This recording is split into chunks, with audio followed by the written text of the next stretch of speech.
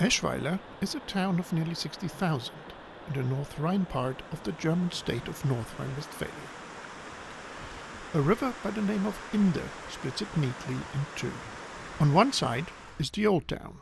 There's an alley with an assortment of pubs, all quiet on this Sunday morning. There's the main church with a cozy Christmas market, also quiet. On the other side of the river is another church which, for reasons unknown, is flying the Finnish flag. Eschweiler also is a stop on the main Cologne to Aachen railway line, but its station is quite far up a hill. Luckily, there's another station down here in the valley, aptly called Talbahnhof or Valley Station, which also has trains to Aachen. Except for today, where there are engineering works and a rail replacement service.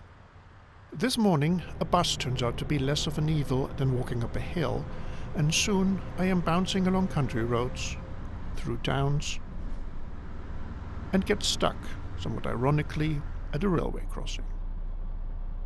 The bus, of course, doesn't go all the way to Aachen, but ends in the neighboring town of Stolberg, where we are asked to change back onto a train. Not the train already waiting, mind, which soon leaves into the wrong direction. This one instead, and yes, it is fairly easy to confuse the two.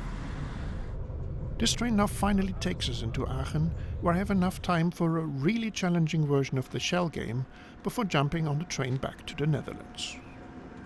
Or, look, a Belgian train.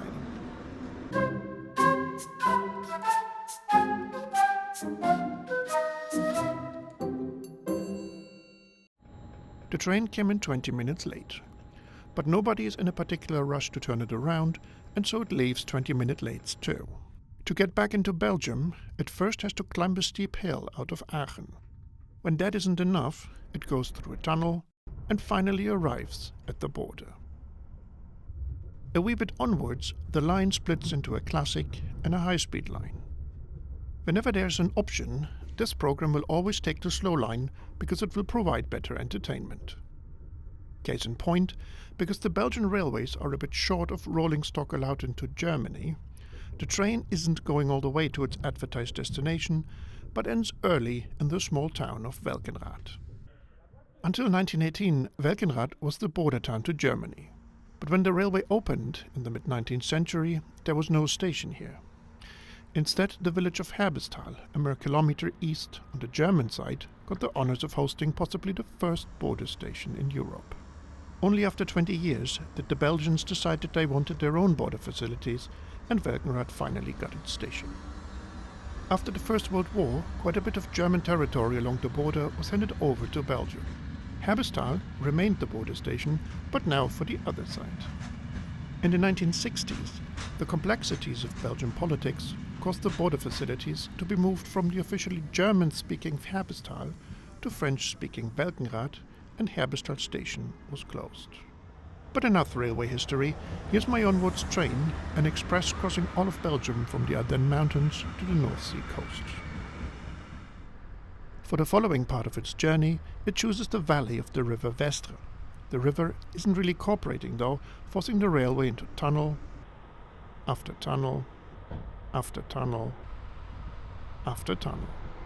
Eventually, the valley widens. The Vestre flows into the Maas, going here by the name of Meuse, and the train arrives at the city of Liège.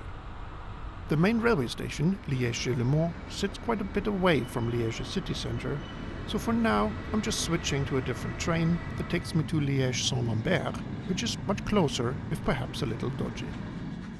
The station isn't named after the church behind it, but rather after Place Saint-Lambert, which can be reached by crossing a road and climbing down a few stairs. Until a few years ago, the station was called Liège Palais, after the Prince Bishop's Palace, this here building looking a bit like an oversized post office. The Ferris wheel on the Place is part of the Village de Noël, a reminder that it is still Advent time. The tram hasn't been shut down for the Christmas market, but rather it hasn't opened yet. It since has, in late April 2025. A walk through the old town takes me to the river and, why not, across. The market on its left, or western bank, isn't a Christmas market, or at least it doesn't look very Christmassy. but it certainly is big, still going on one bridge upstream. Back in the city centre, Liège presents itself as a city of contrasts. The old-timey neighbours the brutalist, and the brutalist frames the old-timey.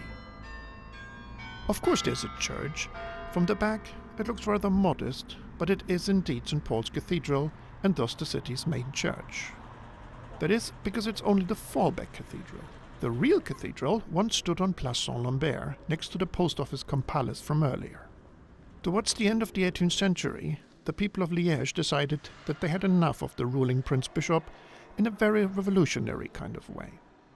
The Habsburgs, rulers of the region at the time, put the bishop back into power, only for revolutionary France to sweep in and take over. During all that back and forth, the cathedral grew into a symbol of the old order, and the citizenry decided to tear it down. That took a good 30 years, but eventually it was nearly entirely gone. After everyone had calmed down, they realized that maybe they should have a cathedral after all, and smaller St. Paul's was chosen. It's not a shabby church by any measure, but nowhere near as spectacular as Saint-Lambert was. The people of Liège remained rebellious, though, forcing a king to abdicate and playing a big role in the creation of the modern federal Belgian state. There would have been other options for the cathedral, such as larger St. James's here, but it is thoroughly locked, which might have disqualified it from the cathedral race. By now it is time to head back to the station. The map shows a park with a palais across the river, but first, a man on a horse. The palais turns out less post office, but it's still a bit of a disappointment. It was only built in 1905 for the Liège International Exposition and is now an art museum. A wide pedestrian bridge takes me across the river one final time, into the Gillemont neighborhood and to the train station, which was named after it. The station's curved line and all-white appearance mark it as a design by Calatrava. Earning a lot of praise, it started a bit of a trend for Belgian cities to demolish their old stations and replace them in slightly too ambitious projects. In 2022, French artist Daniel Buren was allowed to color in the roof panels, which does make the hall feel less sterile, but reportedly, and perhaps little surprisingly, didn't please Calatrava. My next train is one of those delightful Belgian rubber-nose trains. After departing, the train swings around and follows the river Meuse. This is the artery of Wallonia, and subsequently the artery of the Industrial Revolution on the continent. Rich in ore and coal deposits, the region has been a center of metal making since way back in Roman times. When England started industrializing in the early 19th century, Wallonia quickly followed suit, having access to the necessary capital through the bankers of nearby Brussels. The river was a nice bonus, providing water and transportation. But soon the railway arrived, taking over the transportation business. The next big junction of both railway and river is the city of Namur. Even though my rubber-nosed chariot continues onwards, I step off to go and have a look. The city centre is a short walk away from the very French-looking station building. Down an ordinary city street, which soon transforms into a "oh look, big church," transforms into a pedestrian area. The red carpet is a nice touch. It leads, where else, to the Christmas market. Past the market lies the riverfront, which is another surprise. A fully fledged fortress on top of a hill. I really want to climb up there, but I don't quite have the time. Instead, I follow the river to the reason why the fortress is here, the confluence. No, not the car park, the confluence of the river Meuse with the river Sambre. There have been fortifications around this confluence basically forever. The Dutch designed the Curon citadel in the 17th century, and the French improved it after they took over at the end of it. 200 years on, it became obsolete as a military installation, and is now a tourist attraction. Walking back up the banks of the river Sambre, I discover how those tourists are all sent up to the citadel. At the next bridge, I return to the city side and go look for that big church. I soon find it in the middle of the giant car park. When I have finally fought my way through the onslaught of cars, I only have time for a quick glance inside St. Albans Cathedral. Its white interior makes it feel very calm and soothing, despite the full-on Baroque ornamentation. Maybe Calatrava has a point. But quick, back to the station and onto the final train of the day. The line now follows the Sambre River through more of the industrial heartland. Having been the powerhouse of continental Europe for decades, cracks started to show in the first half of the 20th century. The steel mills started to become outdated and production declined. Flanders, once the poor rural part of the country, had sneakily modernized and was taking over. After half an hour, the train rolls into the city that was hit most hard by this decline, Charleroi. Once the busiest of all Wallonian towns, it is now best known as the location of the airport that Ryanair sells as Brussels. It is here that the falling darkness forces me to end this day's journey. And tomorrow, I will definitely go home.